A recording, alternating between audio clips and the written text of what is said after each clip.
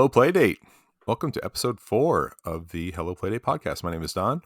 My name is Nick. And my name is Ryan. Thank you for joining us. We're going to talk about some week 4, season 1, week 4 games at the end of the show. But in the meantime, we're going to talk about some news and notes, little happenings in the Playdate world, and a couple of indies. So stick around, check those out, and we'll talk about the week 4 games at the end of this episode. So guys, I took a risk. I uninstalled one of these season games. Oh, yikes. Ooh. What happened? Why did you try that? That sounds scary. So my games are out of order. Remember, my games were not updating. So I had 4 games pushed at once a couple weeks ago. Mm-hmm. So I won't say the names of the games, but they're out of order and it's frustrating. It's messing with me. So I went back to play an older game and it wasn't where I thought it would be. And it just always throws me off. And so I decided to delete the smallest game, which I think, I'm trying to remember what game it was. Oh, it was Boogie Loops. I deleted Boogie Loops. There's only 2 megs. And I was thinking, oh, well, maybe when I reinstall it, it'll stick at the top of the pile. But it didn't. It slotted it right back in where it normally belonged. So just wanted to reveal that experiment. And did it automatically reinstall itself? No, I had to choose to reinstall it. I see. Okay. Did it get rid of all your songs that you had saved on it? No, I didn't delete the save information. It's a separate save data. Ah, okay. Oh, and one of my games, I'm trying to remember what happened. I think when my games came in last week or this week, it deleted one of my season games. And I didn't notice until I was installing a sideloading game that it gave me the option to install one of my season games. And so I went back to the menu and sure enough, it was gone. And so I went and reinstalled it. I guess that would have been the test too, but I forgot about that. So I'm not sure why that happened, but my save data was intact. Good. In both cases. So yeah, I was happy, especially for the one that mysteriously uninstalled itself. Very strange. So, some random bugs. But what's been happening in the world of Playdate on your end? Well, I have some news. I sideloaded. My very first sideloading experience. Wow. Thanks to Nick and Dawn for sticking around after the show last week and holding my hand and pulling up URLs for me and pointing to things so that I could do it all by myself. So I sideloaded a bunch of games. And I don't know, is this transition enough to move into indie games of the week? Can I talk about mine? I'm excited about it. Sure. Yeah. Why not? Okay. Indie game of the week. Mine is Tochi. This is by SN Studio. And this is like a little dungeon crawler adventure game. It's, sort of reminiscent of like Legend of Zelda and a really fun, tiny game. It took me, 2, 3, 4 tries to complete it initially. Because there is no save state in this game. You've got to complete it all at once. But just for funsies, I fired it up again this morning, and tried to do a little speed run on it just to see how long it would take me to complete it now that I've completed it. And I did it it was like just over 5 minutes. It was not 10 minutes, whatever it was. So it is a small game, but I have some additional news that I just looked up on the SN Studio Twitter page. They've got an itch page, and they've got like a marketplace page for Tochi, but the only other thing they had was a Twitter page. And when I combed through there, I saw Tochi 2 Senshi is coming next month in June. So evidently this Tochi was sort of an experiment for them, which I can totally see, because another bit of news, I got onto what do they call it? Pulp, which is Playdate's little, web-based game designer. And I started poking around with a couple of sprites and seeing what I could do. And it was pretty apparent, at least from my very limited coding knowledge that it seemed as though they used that to create Tochi. And so I think that was kind of a testing grounds for them with this very approachable, smallish game. And I look forward to seeing what they're going to do on Tochi 2 Senshi. They said that they're not saying anything about release date, but keep your eyes peeled in June. So I think it's safe to say that I'll probably be dropping here pretty soon. But anyway, I had a bunch of fun with this, and I'd love to hear what you guys thought about it too. I have not tried it yet. It's on my list. It's on my Playdate, but I haven't fired it up. So I must have liked it so much I bought it twice. when you mentioned it, I was like, oh yeah, I've seen it, but I hadn't played it, and so I went and bought it on the store. And I noticed when I went to sideload it that it had already been sideloaded. So I went back to the store, and then at the top of it, I did not know that it would say you own this game when you own a game in a gray bar, and maybe the color of the bar changes depending on the color of the screen. But they chose a gray screen. Anyway, so it says I purchased it 27 days ago and 3 days ago. Anyway, so Nice. I did play a little bit of it. I didn't finish it. I just kicked it on once, and I guess I expected a deep adventure, so I just played it for a couple of minutes. There were some cute elements. I won't spoil, but I'll definitely go back and finish it up since it's a nice short game. And yeah, I'll look forward to the second one too. Yeah. This is a very parent-friendly game. Like, we have very little time in our lives, and this was such a refreshing little adventure. I actually completed it while my son and I were waiting in the car for my wife as she was grabbing plants at Home Depot, and so it was fun to play this together. My son really got interested in it too and started playing around with it. But it was nice to have something approachable, achievable for myself with such limited time, and my son, who's only 8 years old right now. So nice work, SN Studio. I'm sure they don't mind your double purchase, Don. Well, yeah, $2,000 twice. I put zero in there on accident. That is Don's running price for Playdate games. It reminded me a little bit of Underminer, which Nick and I talked about before. So if you're a fan of Underminer, great game. Similar aesthetic. Cool. But yeah. Okay, Nick, what's your indie pick of the week? Well, Don, I'm glad you asked. Have you ever played a game called Light Cycles?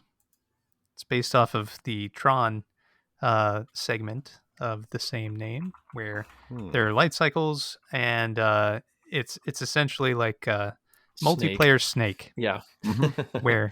where you leave a trail behind you, and any other competitor that hits that trail or you is knocked out. So the game that I wanted to talk about is called Between the Lines, and it's made by an outfit called Brothers Online. It is also, like Tochi, name your price. And it's a heck of a lot of fun. It's a multiplayer game on the Playdate, which is fairly rare. And you can play up to 3 players simultaneously. One person uses the crank, the next person uses the D-pad, and then the third person uses A and B to turn left and right. And you turn incrementally. So with the crank, you turn just a fraction, and you go flying in the direction that you move. I really love the simplicity and fun of a multiplayer Snake-like game, like Light Cycles. As an early Linux gamer, there was a OpenGL version of Light Cycles, which was very impressive back in 1997 or 8.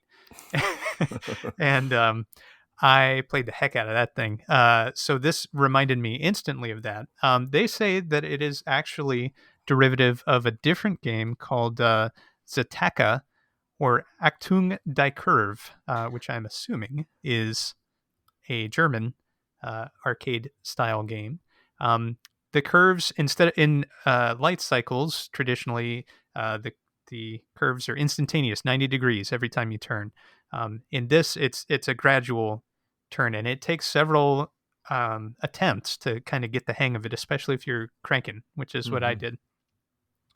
But I love it. I love these short little arcade experiences. Just score attack really brings me back to a place and a time, and having this new twist on that old formula is exactly the kind of thing that I'm looking for in a Playdate jam. So, hope you all get a chance to give that one a shot if you haven't, and if you have, let me know what you think. I I played it used by my myself. Not as much fun. I should definitely try it with somebody else. I mean, it was still fun. It was definitely interesting to see a multiplayer game on the Playdate. Mm-hmm. I used my new powers of sideloading, and I sideloaded this one. Nice. And I did get the Snake vibe from it. And I also think it's interesting that there are curves involved instead of right angles. I used to play Snake on a monochrome PC in the 80s. So I have that firmly embedded in my mind. Um, but I did find it very sensitive on the Mm-hmm. crank. It is, just individual degree movements will really move you surprisingly far. Mm-hmm. Um, I did not understand that it was a two-player simultaneous game, like you're trying to get multiple people's hands on a singular play date.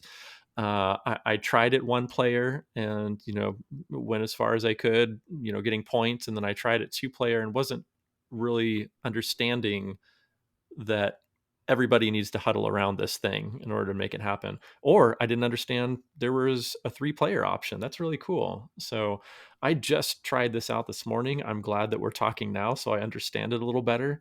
Maybe I can wrangle a family member or two to huddle around this thing with me. Did either of you try Astro Bears on the Switch? No. It's like a 3D version of this. Your little bears running around like a Mario Galaxy planet, and then you jump over the other lines, which my kids really enjoyed. So I bet they'd, maybe if they weren't using the crank, maybe I'll stick them on the D-pad or something. So I Good think they get call. frustrated if they're running Yeah. into themselves over and over. But Mhm. I'm trying to think. I don't know if I looked at the menu, if you could adjust the sensitivity. Sometimes I forget to just bring up the menu and check the settings Yeah, on a lot of these games. I didn't think about that either. You know, I found the start screen a little confusing. It was like press down to start the game or A, mm-hmm. B, up, down. I wasn't sure what it was trying to tell me. I felt like they weren't There's labeled extraordinarily clearly, but maybe that was just me. there's the option to invert the colors, which I Mhm. appreciate. And then there's the multiplayer option, so you can set 2 or 3 players, and then Okay. pushing, I think it's down, as you say, to start. I Yeah, probably Um, just need to take a look at that screen a little more. yeah, yeah, spend 10, 20 minutes just poring over it. soaking it in. It Figuring is out confusing at the player first, for sure. options. It is. It's just like slamming into the wall 1,000 times, like I did. Mm-hmm. It takes some practice to get used to the menu, but I do like the simplicity, like I say, and yeah, I'd Yeah. be very interested to hear if you're able to get the family involved. Mine has not tried it, so curious about the multiplayer aspect. Cool. I will give it my all. But in the meantime, Dawn, Yeah. what indie games are you playing these days? Mine, I didn't think was a game, but it's got some game elements. Mine is Illumination by Cadin, Batrack. It's a mini comic. So it's an interactive comic. It's very short. You could probably speed run it maybe in like 30 seconds.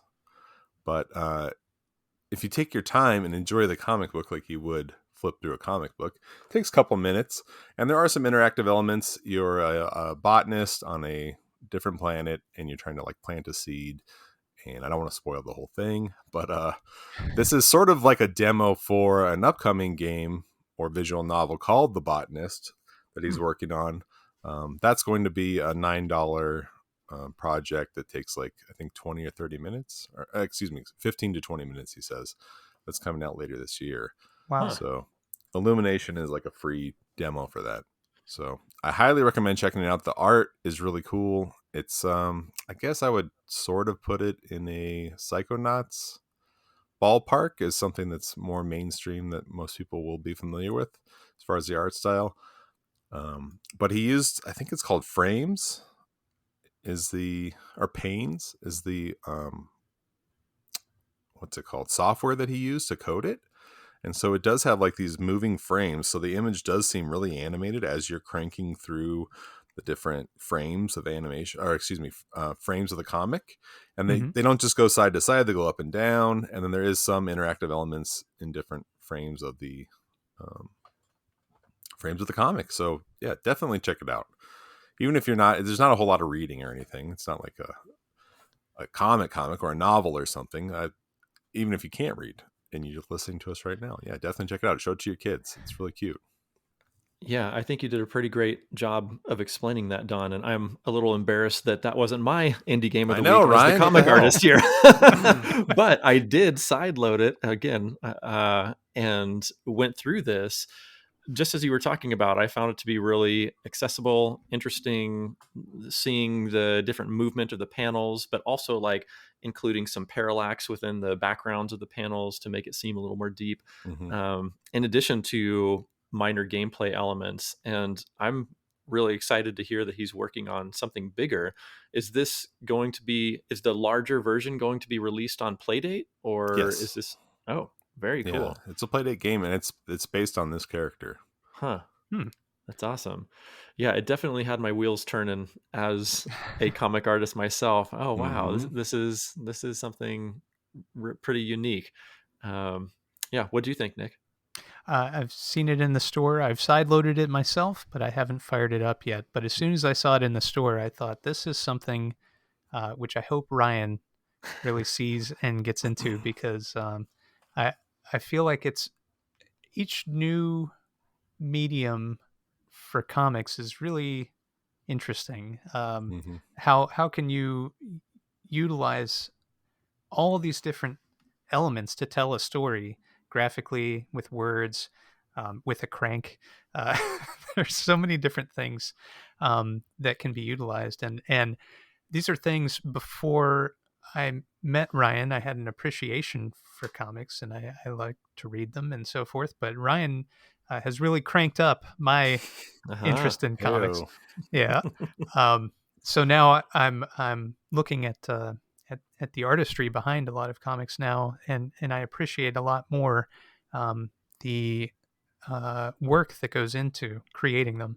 So I'm always fascinated to hear Ryan's take on anything like this, because I know you're always thinking about about comics and creation and those kind of things. So anyway, I'm mostly interested in hearing your thoughts. So thanks for those. Yeah, well, Nicholas Cornelius Baldridge, we got to get you to fire that thing up. Start looking at it. Definitely try it, Nick. Try it tonight, Nick. I will. Yeah. I will. Yeah, it's real short. Got to set down those flower pots. It probably takes more time to do your bloom, or what is it? Yeah, bloom. Right? Yeah. Do your bloom playthrough each day. I've only got 6 more gotchas to get before you're close. finished. A week left. Yeah. All right. Next week you can start trying out our indie picks. So it was built with Panels. Panels is the software that he used. Oh, that makes sense. And the art style isn't that far away from Ryan's, frankly. If that's is this a Philistine's way of saying it, but is this a pseudonym, Ryan? Yeah. That nice heavy outline and whatnot. Yeah, so let me see if I can get my friends to say good things about this pseudonym, and then I'll spring it on them. It was all me. No, this is definitely not me, but I definitely appreciate all the work that has gone into this so far, and I'm super excited to see what a larger version of this will be. Yeah. So I got a subscription to Marvel Unlimited about 2 weeks ago. I got a 3-month subscription. So I've been reading a Thor comic on my phone, and I think I really prefer the way this was handled on Playdate. I mean, you do have to use a light, which is a bummer. I can read Thor in bed, but it centers it in the middle of my phone, which I don't like. The text is really small, and I don't like the interface of either having to zoom into the text, or sometimes it will zoom into the text bubbles, which is nice. But this is just always full framed. I guess because the artist is the one who created the game or the interactive story, so they get to frame exactly what they want you to see at all times. Whereas on the iPhone app, it's not the same thing. But this was a really nice way to experience a similar type of medium. compared to the Marvel Unlimited thing, which I feel like I'm constantly fighting to like read or follow the story, or whoops, I clicked forward a page on accident. Let me go back a panel, or did I go back, or did I skip one on accident? And then I'm like getting lost. It's just, I find the app to be really not friendly compared to this. Whoops, I went to the wrong thing. Illumination, the Illumination game. I'm on the botanist page. Sorry. So anyway. Yeah, agreed. I feel like I look at a screen enough during the day, and when I'm ready to read comics, I like Dead Tree comics in my hands that I can just Yeah. look at as they were intended. But obviously, those Marvel comics were not intended for the phone, but there's places like Webtoons that are specifically designed for the mobile scroll, the vertical scroll. And so, if you're interested in that, there are places that are designing for that, but I don't think that traditional Marvel comics are designing for that. What kind of Fortnite skins do they offer, though? What? What's the tie-in with the Fortnite skins? Because that's why you got to get the Marvel Unlimited. Okay. I'm gonna nod and pretend I know what's happening right now. Well, speaking of pretending you know what's happening, Ryan, should we talk about this week's? Are we good? Oh, there's one quick thing I wanted to mention. This kind of goes back into news and notes, but I found another sort of Playdate podcast called One Bit Wonders. I don't think it's maybe exclusively a Playdate podcast, but they've been talking about Playdate a lot because one of them physically got a Playdate this week, and they'd been kind of building up to it. So they've been talking Playdate a lot lately. They're only on episode 11, but when I went to their page, they have like 30 episodes out, but they're all like these random, like they have very themed series that all kind of jumbled together. So maybe there's a lot going on this channel. But One Bit Wonders, there'll be a link in the show notes. One of the two guys, I think, is in Mexico. He talked about one of the devices getting shipped to Mexico, and then the other guy seems to have an American accent. But anyway, I thought it was interesting that it seems to be mostly focused on Playdate, so I thought I'd give him a shout out here as well. There's a different plug, but there's another podcast called The Short Game, and they just had a Playdate episode. I haven't listened to it yet, but it just released yesterday. They focus on short games of all types, and one of them had mentioned they were very excited they were getting a Playdate soon. So anyway, I'm not sure what they said, but I am interested in listening to it. I listen to The Short Game regularly as well, and I listened to that episode today. So they do talk spoilers for up to week 4 or 5, but that's late in the show. But heads up, they will just start dropping spoilers about what games are coming out later. That's good to P.S. Since we're dropping additional podcast info, I wanted to give a shout and actually a follow-up from last week's episode. So there's another Playdate podcast called Playdate Podcast, and this is put out by Playdate. The host is Krista Morgan, if I'm remembering correctly, and she does a really amazing job of piecing these stories together in kind of like a This American Life type of way, like very produced but not overproduced. It flows really seamlessly in taking bits and pieces of interviews with, the first episode is about the creation of the Playdate and how that happened over the course of a 10-year period, and all the people involved and the different iterations that it went through, from a clock to a dedicated handheld game to a multi-gaming system to it's fascinating to see all the manufacturing hoops they had to jump through in order to get this made. And then subsequent episodes start focusing on individual games. Each episode is a different game, talking with the developers of that game from season 1. And it's so good. So I wanted to mention that. And a bit of information that I got from listening to that was about a game we talked about last week. So last week's game, Lost Your Marbles, is by a company called Sweet Baby Inc., if I'm remembering correctly. And they mentioned offhandedly that this developer is actually taking experienced game designers and pairing them up with new less experienced game designers to allow them to design games and get credits on published games and be mentored by experienced game designers. And Wow, I thought that was so cool. that is. They're located in Canada. And I think after our discussion last week, I started gaining a bit of appreciation for Lost Your Marbles.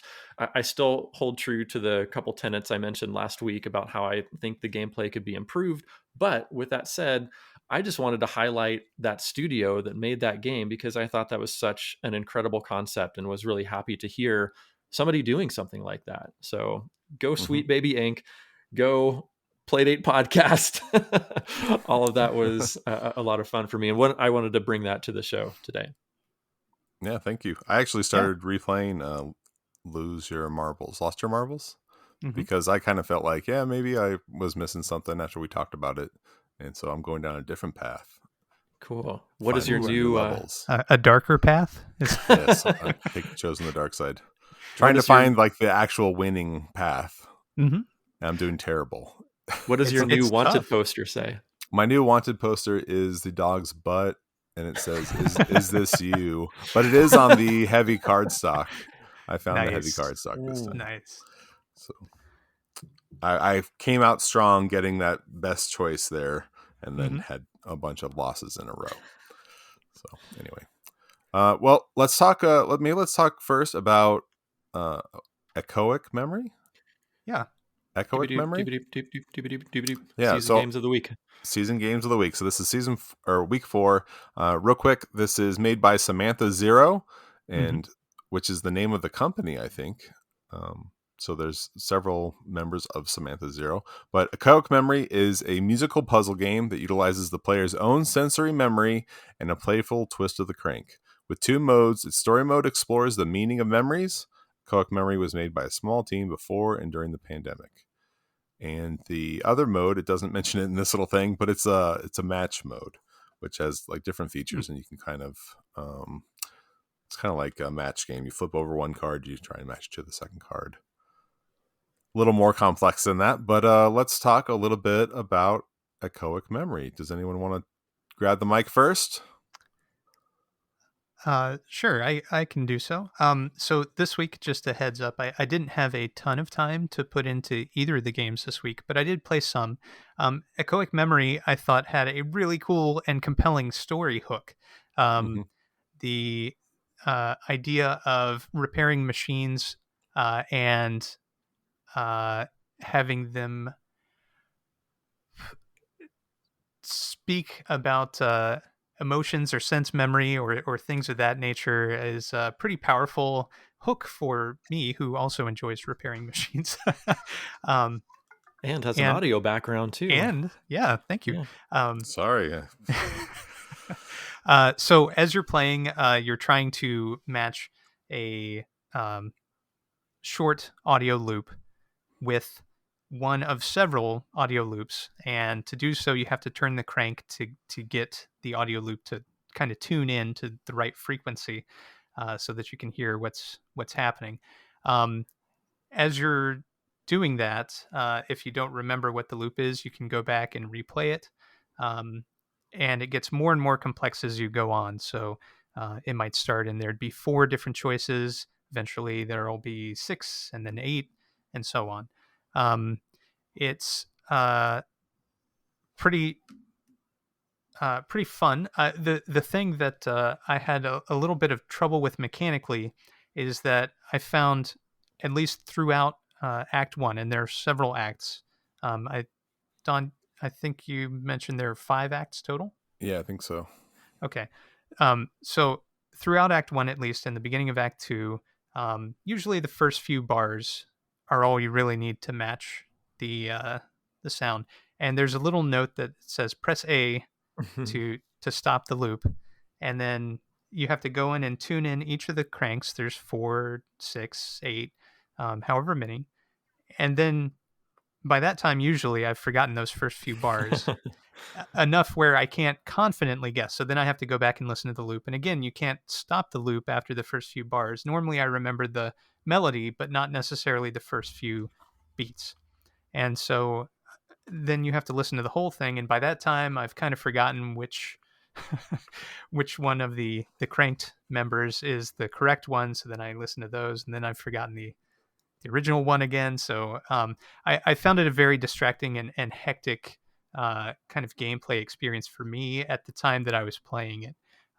If I had more time, I feel like I would have felt differently about it. But at the time that I had to allocate to playing it this week, I felt that there could be some changes to the way that interface works, or just eliminating the note that you could push the A button to cancel the loop as it's playing. If that was not there, I would feel probably a lot better about it. But as it was, I had trouble getting really into the game. I did really enjoy the story. I did enjoy the concept, but I had a hard time getting into the gameplay. How about you, Ryan? I have similar feelings about a really interesting hook for the game, and I progressed through. I'm not sure how many acts. I certainly did not complete it, but I got to a point where there were no longer only four options to match, but there were 8 options, and I went through several iterations of that to the point where I got to a level that um, has multiple silent tracks, and those silent tracks are the answer to the match that you're supposed to make. So one thing Nick didn't mention, or at least I don't think you did, is that these match audio clips are not a direct copy of the audio clip you listen to. They start getting a little bit more garbled as you progress through the game. It becomes more and more difficult to identify them. And I had gone through several rounds of that, and I understood that there's like missing pieces and distorted versions of what I'm trying to find. Okay, I get that. But the multiple silent tracks just made me kind of throw my hands up in the air. Like, if there's one of these multiple silences that I'm supposed to guess, how am I supposed to get any of that? You So, got to crank. You got to Ryan, crank. yeah, did you know you can crank in both directions, and it changes how you tune in? So if you're hitting something at that phase where everything is silent, that means that you're not actually tuned into the right frequency. And if there's missing notes, again, you're not quite correct in where you're at on the We need dial. to do like a midweek podcast so that I can understand everything I'm Tips supposed and to trick do in these podcast. games. I was kind of in Ryan's camp because I thought you could only turn it 360 degrees. And so I was kind of with Ryan where like I can like sort of hear like the very low bass line or a little bit of a crackle here and there that kind of matches. And then might be one track that would be totally silent. And so I'd be like, I guess that's the one. And so I talked to Nick, and I figured out eventually the way we were talking, like, oh, you can turn it a bunch of times. Like you can turn it dozens of times one way or the other to really tune in. And then I was like, oh, this is super easy after a while. Like I thought it was very challenging, but eventually you can get like the exact same song. Yeah. Oh, and that's interesting. Man, I'm so glad we're talking. Have either of you taken apart an FM radio, maybe a receiver from like the 1970s? This is such a Nick question. Like this. No. Okay. All right. Well, you break out your oscilloscope, you hook it up. Come on, Ryan. No. Nothing that advanced, but usually they're very simple inside, and it's a ganged capacitor scenario. Yeah, of course. And you're turning a dial, and it's changing the capacitance or the resistance of the circuit in order to tune into a specific frequency. And so this is kind of an analog for that same experience. Mm-hmm. Anyway, there's that. Enjoy. Ryan, okay. You're in Act 1, by the way. If you don't know that you're in Act 2, you're in Act 1. Yeah. I think I made it to Act 2. It'll say you're in Act 2. It'll say Act 2. I think I saw that, but it's been a little bit since I played it, so I'll have to double check. Anyway, I have another question for you guys that maybe will clarify this game for me even more. So the busted audio machines that you're fixing will talk to you, and it's a bunch of gobbledygook. And is that supposed to mean something or be pertinent to the Keep story? Or playing. Yeah, is there keep just a playing. bunch of Easter eggs hidden that It I am it not it, understanding? it will become apparent as you continue to play. Yeah, Hmm. don't wanna say too much, but there's a Okay. story there. Yeah, Okay. All right. There's a little Westworld vibe going. Huh. but Cool. don't talk to the computers. Yeah, you'll lose your paycheck. There's a little pick pack pup vibe going in there. Yeah. You don't want the bosses at Fetch to come down on you. Yep. Did you complete this, Don? No, it's supposed to be one of the longer games Ah. out right Huh. now. Okay. I'm still in Act 2, and I've played a lot. Huh. I'm still on the 16. Like I have 16 boxes now, Yeah. Oh, okay. Wow. Wow. Huh. Yeah. but I didn't play much the last 2 days. So there was one thing, Nick, that you said that I think is a bug that I assume will be patched out, and that was the cancellation thing. Mhm. Oh, good. I The I push hope beat, that they do. that is Yeah. for the boxes, not for the playback thing. I Oh, agree okay. that the playback thing should have a cancellation. Some of the samples are kind of long, and at a certain point, like I just want to hear the first beat, like, Yeah. oh, okay, Yeah. that was a reminder. Let me just stop it. But that box hanging out there is just hanging out, and that should be cleared Oh. off. Yeah, that's a bug. So Oops. do you guys think that was intentional? Do you think that the designers are intentionally making you listen to the entire thing to make it a little more challenging? Or I don't know what are if your they thoughts on that? feel that it's more No. challenging. I think different people experience um, audio memory in different ways. Yeah. And so, perhaps they experience it one way. I tend to have a fairly good memory for things like numbers and sounds, but not necessarily after hearing multiple iterations of sounds in a row, which is exactly what this game is. Um, so for someone like me, I think it would be helpful to be able to cancel it. Sometimes there's variation after like 6 seconds. Yeah, exactly. Yep. Mm-hmm. Yeah, I noticed So that too. they'll start out the same. Not very often though. It's easier than I thought it was, especially once I got like, oh, you can crank a bunch of times, and I was like Mhm. blowing through levels. Did you guys look at the credits? I did. Actually, that's what I wanted to bring up next because you mentioned this was made by Samantha Zero, Yeah. and I'm assuming that's named after the lead developer, Samantha Kalman. And I wanted to highlight the fact that this is made by 3 women and 1 person who identifies as they, them, which is super cool. I don't think that Mhm. we've had a non-male development team yet in season 1, and I'm really Uh, happy to see that Panic has not only indie developers but non-white male developers on their radar to release some of these first games. So I wanted to highlight that about Echoic Memory. Lose Your Marbles is pretty varied. The team behind Lose Your Is Marbles that is right? all Oh, over, cool. yeah, all over the map, which is really cool. But I meant specifically the credit screen. Did you look at the Hmm. credit screen in the game? I guess not.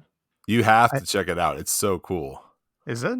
Yeah, it's awesome. It's one of my favorite parts about the game. Like it has it's a conveyor belt with all these different machines coming across it, but the artwork on the machines is so cool.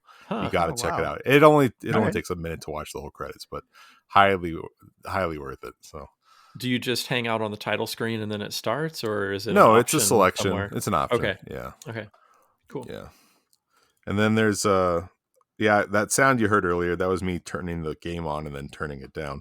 I was going to look on the credits because when I looked at the Playdate screen for the game, I would suggest not looking at it if you haven't, because there's like a pretty big spoilers on that screen, which is like every week when we look at this thing, it's like, oh, this is some really deep in the game images on here.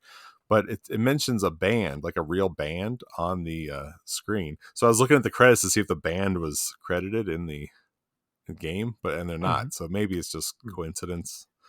Hmm. But there's this pair match mode.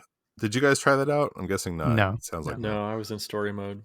So you can change the number of sound panels, the musical genre. I won't go over it here, but there's like 4 or 5 different genres that are pretty varied.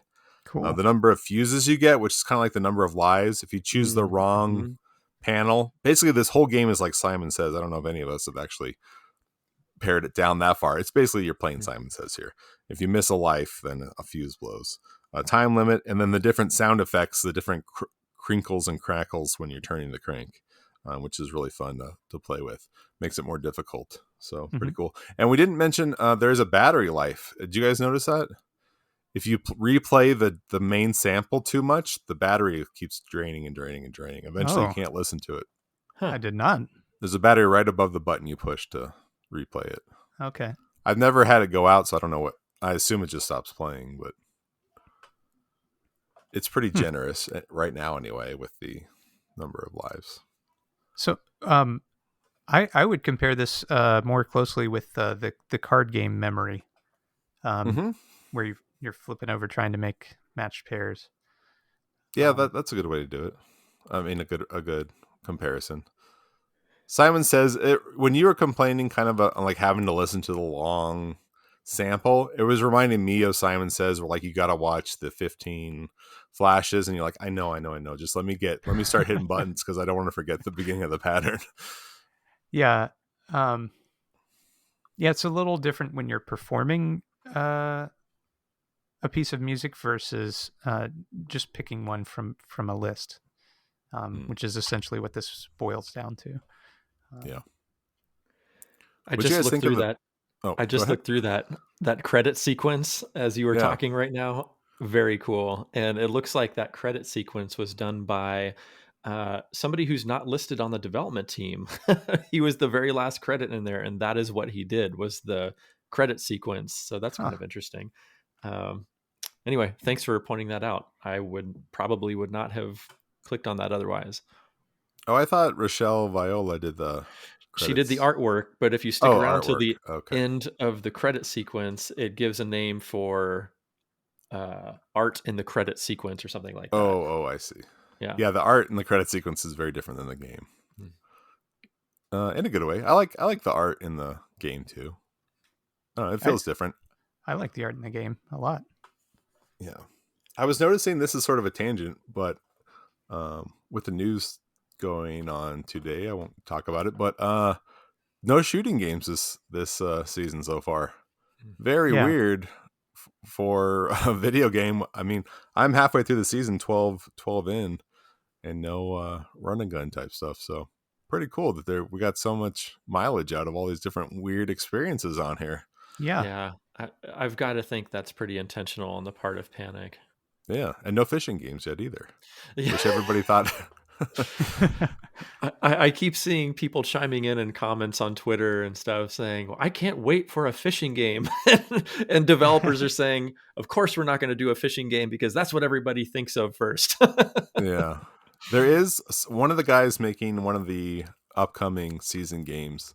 His next game is going to be a fishing game. But it sounds like a cool fishing game. I can't think of who it was, or I would shout him out. But anyway, is there anything else to say? Oh, I do want to say I like all the music on here. I like how varied it is. It's like reggae. I hate reggae, but I can hang with it for an hour. Like, I don't know that I would want to listen to any of this club music all day, but for these little bits and stuff, I think they're so good. And like listening to it with my headphones, like, man, I don't know what kind of sound processor or chips, or I'm not good with any of that stuff, but man, it sounds so good with headphones. There's a lot of range in this Playdate thing here. It's very nice hardware for audio in there. So it sounds great. The music clips they chose or made or whatever sound fantastic. So very well done there. Anyway, so should we rank it and get to the next one? We got about 15 minutes left. Sure. Don, why don't you start? I'll start high. I mean, I'm ranking this thing at number 2. Hey. Right below Pick Pack Pup. Yeah, I love it. Wow. Nice. All right. So score 1 for Echoic Memory. Yeah. Ryan, how about you? I'm going to toss mine at number 8 for now, under Lost Your Marbles. And it's going to join your number 8 as my number 8 as well, under Boogie Loops. That was intended to be temporary in case I had a chance to get back to it and kind of get more into it. So this might raise eventually, but for today's rankings, it is number 8 for me. Nick is reserving the mulligan. Yes, I am. You guys have spoiled it. I only have 7 on my list. So that means our next game must be in the top 8 or in the top 7. Oh, that's true. That's true. Yeah. So our All right. next game, you wanna go with it, Nick? Sure. The next game is called Flipper Lifter by Serenity Forge. And this is an arcade action game where you are actually a sentient elevator. And you're trying to Nice. crank penguins between floors in various locales. So I only had again a limited time this week. I only played through 4 of the 5 stages, at least which are listed when you start the game. I don't know. Did either of you finish the game? I made it Ryan to did. I made it to 5 levels. I opened up the 5th level, and Wow. when you get to the 5th level, there is not an option for another level like there Okay. is the entire time. So I believe that is it. And then once you unlock all of them, at that point, I believe you're just shooting for high scores at that point, Okay. beat what you did before. But yeah, I'll let you finish talking about this one, Nick, before I chime in any further. So each of the locales is a bit different. You start off in a hotel, and you're just cranking vertically between different floors. And there are penguins which are waiting to ride on the elevator. They don't hit a button.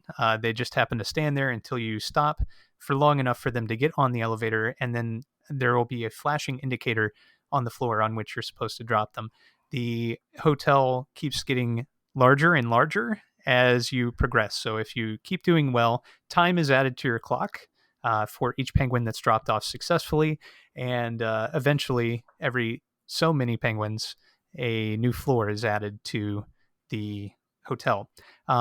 If you do not return a penguin to the correct floor before the little blinking indicator expires, then the penguin will be dropped off at the nearest floor and will very slowly saunter off. And you have to watch the whole thing in shame as an elevator until you're able to move again. It's very cute. Painful. I like the little animations that there are when you drop a penguin off successfully. They slide on their belly across the floor. It's pretty cool. And on that first stage, the elevator's right in the center. It's very easy to understand, very clear, simple mechanics, and a lot of fun. Then you move to other stages where the mechanics are less clear. There are a couple of stages. Yeah, there are a couple of stages which are like set in like a mine type setting. And in those, aside from going vertically, you can move between horizontal spaces on conveyor belts. And the way that those work is that you have to stop on the conveyor belt for long enough that the elevator would open its doors ordinarily, but instead you're shuttled across to the other side. This mechanic is very difficult to get the hang of at first, but once you do, it's a lot of fun, and it keeps growing down with the second stage. As you progress through the game, more and more obstacles are added until you get to stage 4, and then I don't know what happens in stage 5, but I assume it is the culmination of everything that you've learned to that point. Don't read the description. It tells you about stage 5. What the hell? Yeah, I've been staying away from all that content because I never know. And I know Ryan doesn't believe in spoilers, but I do. I do think this spoiler angst is pretty funny, but go on. Anyway, so I really enjoyed playing this game. Again, it's a very easy pick up and play type game, but it's a easy to learn, hard to master type situation. And each stage is unlocked based on the number of successful penguins, which you throw into a furnace or whatever happens to them once they get off on the appropriate floor. Wow. Getting dark. The last stage is unlocked once you have 300 successful deliveries, but it only counts if you break a previous high score. So if you had 100 successful deliveries on stage 1, and then you have 101 successful deliveries on stage 1, you only get 1 additional penguin or star towards that unlock count. So it does take some time, some practice on each stage in order to get the best score that you possibly can. In order to move on to the next. So, what did you all think of this game, Don? What were your thoughts? I think it adds 3 seconds each time you deliver one, and I really enjoyed it. At first with the hotel, I was like, oh, I have a new favorite game this season. Like it just uses the crank, and it took me a minute to get the hang of like which way was up and which way was down. But then I realized, oh, clockwise is up, counterclockwise is down. And like once my brain realized that, it just automatically clicked in and became a habit. For whatever reason, that took a while, but I really enjoyed it. I like that the penguins are standing in different spots. Some of them stand like several feet away from the elevator. Some of them stand right next to it. So there's a little bit of strategy, like picking them up at different times. Some seem less patient than others, especially in the later stages. Like they're not all on the same timer. As far as I could tell, it's not always 10 seconds or something. Some of them want to get dropped off in 8 seconds. Some of them seem to be 12 seconds or whatever the time is. There's no physical timer flashing at you, but there's seems to be some more variation in there. I like the there's an eagle attack at some point. It's not too far, not too deep in, so I'm okay saying that. Adding some variety there, and I feel like that level, the mountain level, has the most gameplay variation. I feel like levels 2 and 4 are a variation of sort of the same thing. The unlocks were tough. Like it took me a lot of plays to unlock number 4. I was really chipping away by like 2 or 3 stars at a time for a while there, and I just felt frustrated. So I don't know. I was like trying to rethink strategy, which maybe that's a good part of a game. Like I felt like I was playing an old 80s arcade game, like a Donkey Kong or something, where I was really like trying to perfect it. King of Kong style or something, which is great. That's like, this is my Robotron 2084. Like when people talk about there is no 10 out of 10 games, it's like, well, yeah, Robotron is a 10 out of 10 game.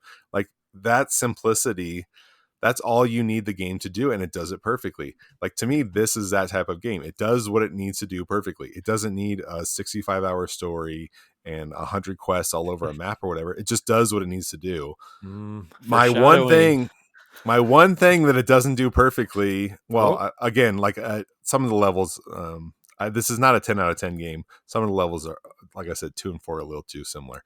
But it has some hiccups. Like I noticed there's like some slowdown and it will screw you up. Did you notice that it'll like hiccup sometimes? No. Like it pauses for just a second.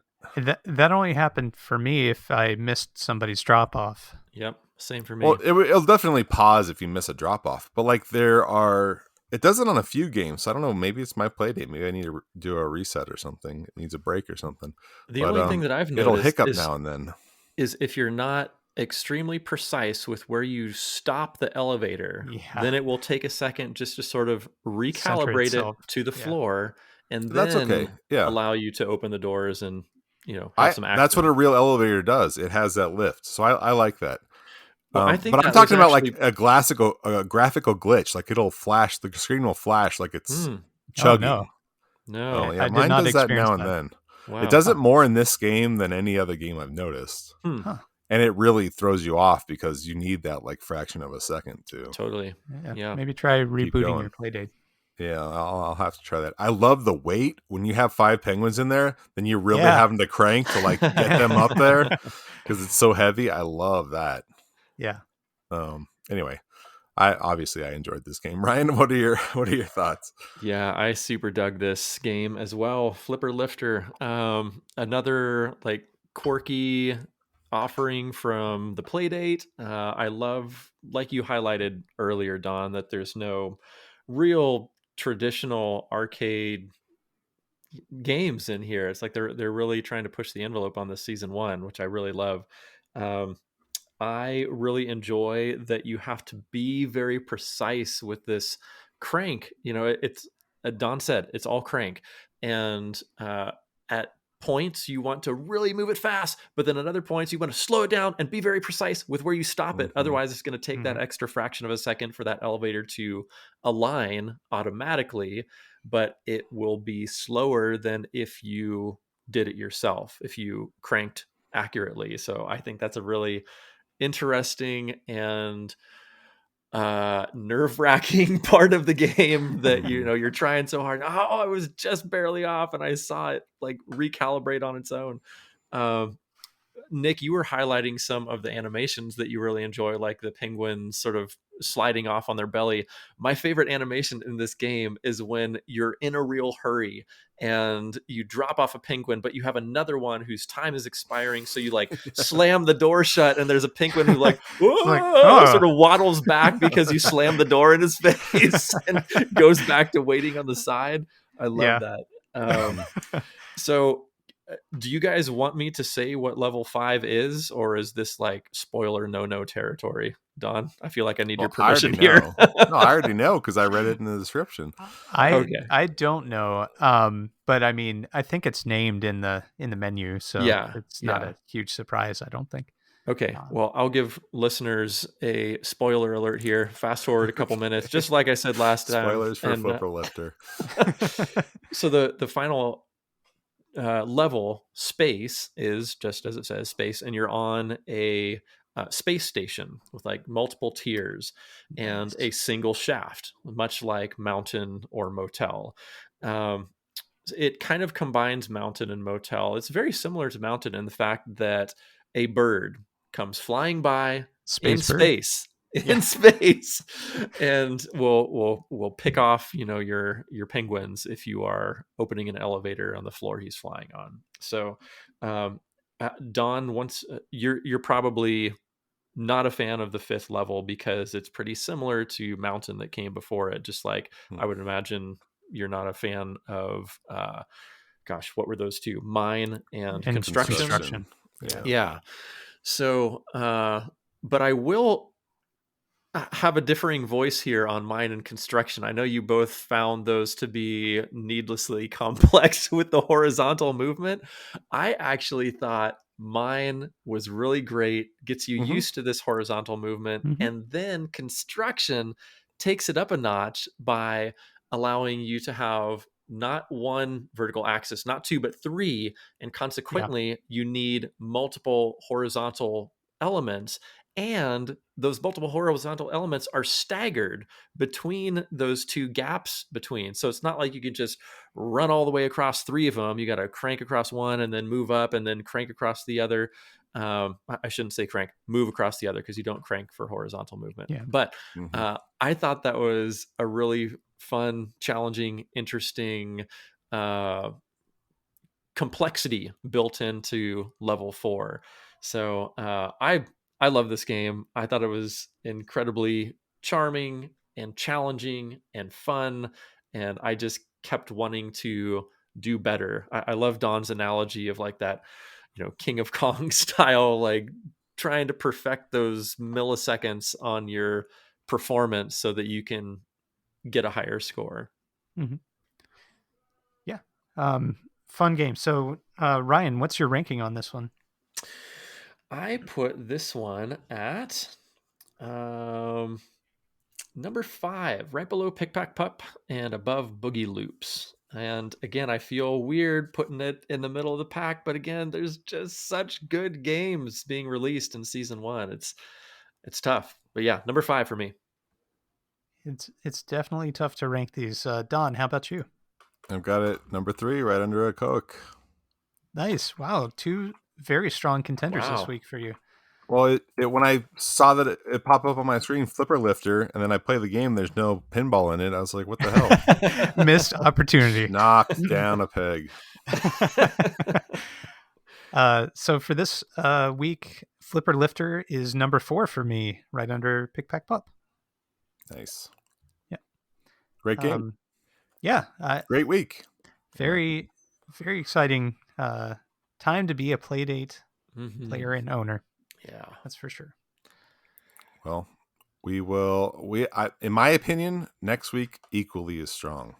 Next week's episode, couple of bangers, as the kids used to say several years ago. Indeed. Yes. Looking forward to episode 5 already. Yeah. Can't wait. Yeah. Well, same. Thank you so much for listening. You can email us helloplaydatepodcast@gmail.com, on Twitter, HelloPDPodcast, Instagram, HelloPlaydate, the website, HelloPlaydatePodcast. No, it's not. Got to get that down. Got to get the routine down. Website is just playdatepodcast.com. Please join us on the Discord. You can chat with us there. And leave us a voicemail on the Bingo tip line, 724-BINGOS-1, 724-246-4671. All of this stuff will be in the show notes. And thank you so much for listening. We'll catch you next week. Bye. Thanks, everybody.